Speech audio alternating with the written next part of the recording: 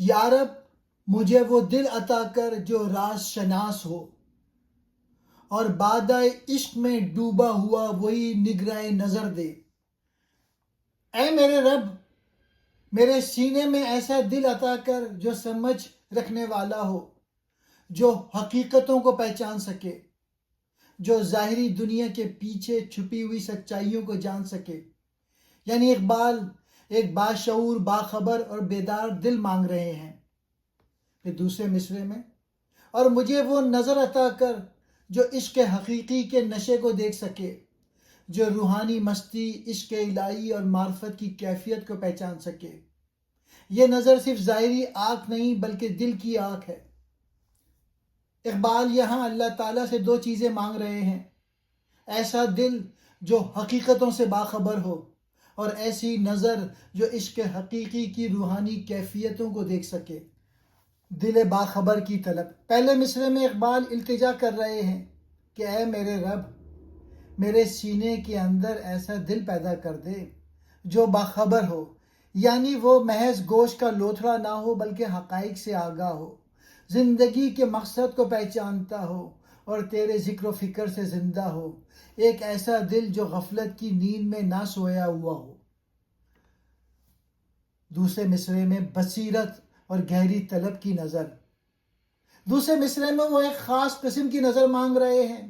وہ کہتے ہیں کہ ہر کوئی شراب کو تو دیکھتا ہے، لیکن میں وہ نظر چاہتا ہوں جو شراب کے اندر چھپی ہوئی نشے کی کیفیت یعنی تاثیر کو بھی دیکھ سکے۔ اس طرح یہاں شراب سے مراد یہ ظاہری کائنات یا مادی اشیاء ہیں، اور نشے سے مراد ان کے پیچھے چھپی ہوئی الہی حقیقت یا کائنات کا اصل جوہر ہے۔ اقبال یہ کہہ رہے ہیں کہ یا اللہ مجھے ایسی نظر دے کہ میں کائنات کے ذرے ذرے میں تیری قدرت اور حقیقت کا مشاہدہ کر سکوں، صرف ظاہر پہ نہ رک جاؤں بلکہ باطن تک پہنچ سکوں۔ اس بندہ حق کو جو غیر نفس سے نہ جیا، اس کو وہ آہ عطا کر جو صبح سحر کی طرح اٹھے۔ پہلے مصرعے میں اقبال کہہ رہے ہیں اس بندے کو جو دوسروں کی خواہشات، دوسروں کے نفس یا دنیا والوں کی رائے کے مطابق نہیں جیا۔ یعنی اقبال کہتے ہیں میں نے زندگی لوگوں کو دکھانے کے لیے نہیں گزاری، نہ ان کی مرضی کے مطابق، نہ دنیاوی خواہشات کے پیچھے بھاگ کر۔ میں اپنے راستے، اپنی سچائی اور اپنے ضمیر کے ساتھ جیا۔ یہ خودداری روحانی استقلال اور باطنی پاکیزگی کی علامت ہے۔ دوسرے مصرعے میں مجھے اپنی غلامی کی ایک سچی دل سے اٹھتی ہوئی آہ عطا کر جو صبح صادق کی طرح پاک، روشن اور اثر انگیز ہو۔ یعنی اللہ تعالیٰ سے اقبال کہہ رہے ہیں ایک سچی آہ، ایک دل سے نکلا ہوا نفس، ایک دعا جو سحر کی ہوا کی طرح پاک ہو، ایک آہ جس میں روحانی تاثیر ہو۔ سحر کا وقت دعا کی قبولیت کا وقت ہوتا ہے، تو اقبال کہتے ہیں اے اللہ میری آہ کو وہ تاثیر دے جو سحر کی دعا میں ہوتی ہے۔ اس شعر میں اللہ تعالیٰ سے اقبال دو چیزیں مانگ رہے ہیں: دوسروں کی پیروی سے پاک، خوددار اور باطن کے مطابق زندگی گزارنے کا مقام، اور دوسرا ایسی سچی آہ اور دعا جو سحر کی ہوا کی طرح پاک اور قبولیت والی ہو۔ یہ شعر اخلاص، خودداری اور روحانی سچائی کی دعا ہے۔ اے سالم مجھے تنگ دلی کم ہمت میں نہ الجھا، مجھے وہ وسعت عطا کر جو دشت و پہاڑوں میں جولان دے۔ اقبال کہتے ہیں اے اللہ مجھے چھوٹے پن میں نہ گرفتار رہنے دے، میری سوچ اور میری ہمت کو چھوٹا نہ ہونے دے۔ یہ ایک روحانی درخواست ہے کہ انسان کا ظرف وسیع رہے۔ اقبال کہہ رہے ہیں مجھے وہ طاقت اور وسعت دے کہ میں وادیوں، پہاڑوں اور گھاٹیوں میں آزادانہ چل سکوں۔ اقبال کہتے ہیں اے رب مجھے ایسی روحانی طاقت دے کہ میں زندگی کے نشیب و فراز، سخت راستوں اور بڑے امتحانوں کو ہمت کے ساتھ طے کر سکوں۔ یہ اصل میں وسیع ظرف، بلند ہمت اور طاقت سفر حیات کی دعا ہے۔ اقبال اللہ سے دو چیزیں مانگ رہے ہیں: دل کی وسعت، چھوٹے پن، کم ہمتی اور تنگ نظری سے نجات، اور دوسرا زندگی کے تمام راستوں، نشیب، پہاڑ، گھاٹیوں پر چلنے کی ہمت، طاقت اور روحانی وسعت دے۔ اقبال اللہ سے دعا کر رہے ہیں کہ یا رب، میرے عزائم بہت بلند ہیں اور میرے اندر کا تلاطم بہت زیادہ ہے۔ مجھے اس دنیا میں کوئی بڑا کام کرنے کا موقع دے۔ مجھے وہ میدان عمل عطا کر جہاں میں اپنی پوری قوت ارادی اور اس کا اظہار کر سکوں۔ وہ اپنی فکر کے لیے پوری کائنات کو ایک میدان عمل بنانا چاہتے ہیں۔ اگر تو مجھ کو بے کراں سمندر کا ہم رزم بنا، تو پھر مجھے موج کی گھبراہٹ میں بھی قرار دے، کہ طوفانوں کے دل میں بھی مل سکے وہ گہرائی، مجھے تلاطم میں بھی وہ سکون گوہر دے۔ اگر تو یعنی اے اللہ مجھے لامحدود اور بے کنار سمندر جیسی بڑی آزمائشوں، بڑے کاموں یا بڑے مقابلوں کے سامنے لا کھڑا کرے۔ یہاں بے کنار یعنی لامحدود سمندر ایک علامت ہے مشکلات کی، بڑا امتحان، بڑی ذمہ داریاں۔ اقبال کہہ رہے ہیں اگر زندگی مجھے سمندر کے برابر بڑے چیلنجز سے ٹکرانے پر مجبور ہو جائے اور تو مجھے ان کا مقابلہ کرنے کا ارادہ دے، تو پھر سمندر کی موجوں کے شور اور اضطراب میں مجھے اس گوہر یعنی سمندر کی تہ جیسا سکون بھی عطا کر۔ اضطراب موج، اوپر کی دنیا کا شور، پریشانیاں، حادثات، سکون گوہر، سمندر کی تہ کا ابدی سکون، یہاں باطنی اطمینان، دل کی گہرائیوں کی شانتی، اللہ پہ کامل بھروسہ۔ یہ ایک بہت عظیم دعا ہے۔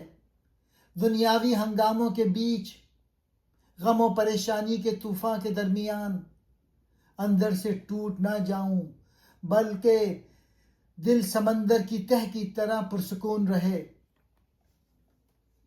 اقبال اللہ سے عرض کرتے ہیں اگر زندگی مجھے بڑے امتحانوں میں ڈال دے تو مجھے ایسی اندرونی طاقت، سکون اور ٹھہراؤ دے جو موجوں کے شور میں بھی گوہر جیسا برقرار رکھے۔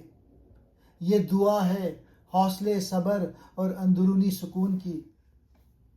اقبال اللہ سے دعا کر رہے ہیں کہ یا رب مجھے ایسی شخصیت عطا کر کہ ظاہری طور پر تو میں زمانے کی موجوں سے ٹکراتا رہوں، جدوجہد کرتا رہوں اور مجھ میں عمل کا اضطراب رہے، لیکن میرا باطن یعنی میرا دل اور روح موتی کی طرح پرسکون ہو، تیرے قرب سے مطمئن ہو اور حالات کی سختیوں سے متزلزل نہ ہو۔ یہ ایک مرد مومن کی دعا ہے کہ وہ دنیا میں پرسکون انقلابی بن کر جیے، جس کا عمل طوفانی ہو مگر جس کا یقین اور ایمان سمندر کی تہ میں موجود موتی کی طرح اٹل اور پرسکون ہو۔ میں شاہی ہوں، اگر تو نے مجھے ببر شیر کے شکار پر چھوڑا تو پھر مجھے وہ ہمت عطا کر جو آسمانوں سے بھی بلند ہو، اور میرے پنجوں میں وہ تیزی بھر دے جو اور خطرے کو چیر کر راستہ بنا لے۔ اقبال کہتے ہیں اللہ تعالیٰ اگر تو نے مجھے شاہی بنا کر شیر جیسے طاقتور دشمنوں کے شکار پر بھیجا ہے، یعنی اگر زندگی مجھے بڑے امتحانوں، سخت مقابلوں یا عظیم ذمہ داریوں کے سامنے کھڑا کیا ہے، تو یہ خود میرے مقام کی بلندی ہے۔ اقبال کی دعا ہے پھر مجھے ایسی بلند ہمت عطا کر جو پہاڑوں سے بھی اونچی ہو، اور میرے پنجوں میں وہ تیزی دے جو ہر رکاوٹ کو کاٹ سکے۔ یہ شعر دراصل جرت، خود اعتمادی، روحانی طاقت اور عظیم مقصد کے لیے تیار ہونے کی دعا ہے۔ اے میرے رب، تو نے مجھے ایسے ماحول، ایسے امتحان اور ایسے میدان میں ڈال دیا جہاں مقابلہ شیر جیسے طاقتور دشمنوں سے ہے، یعنی بڑا مقابلہ، بڑی ذمہ داری، سخت آزمائش۔